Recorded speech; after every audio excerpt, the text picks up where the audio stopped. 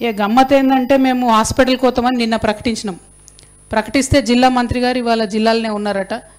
ఆయన ఆగమేఘాల మీద నేను కూడా మధ్యాహ్నం హాస్పిటల్కి పోతా అన్నారట.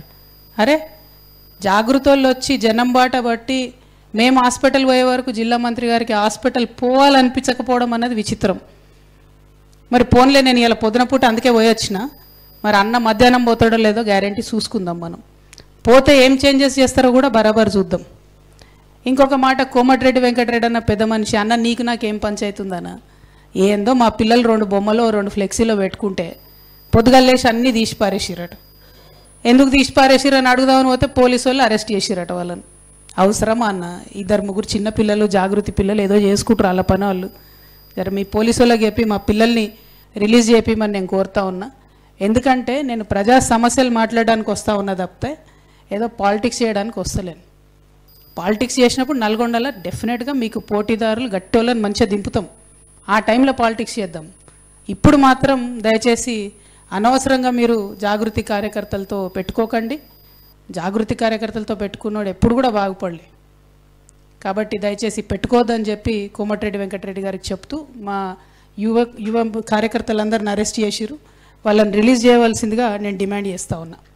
ఇక ఇంకొక విషయం, నల్గొండ జిల్లాలో ప్యాడీ దాదాపు ఈసారి estimation 13.44 lakh metric turns, 13,44,000 metric టన్నుల ధాన్యం మన నల్గొండలో ఉత్పత్తి అవుతుందని అనుకుంటున్నారు. దీంట్లో మీకు అడ్వాంటేజ్ ఏంటంటే మిర్యాలగూడ హబ్ కాబట్టి రైస్ మిల్స్కి వాళ్ళే దాదాపు 5-6 లక్షల టన్నులు కొనేస్తారు, మెట్రిక్ టన్నులు. సో ఇంకా సగమే ధాన్యం గవర్నమెంట్ ప్రొక్యూర్ చేయాలి.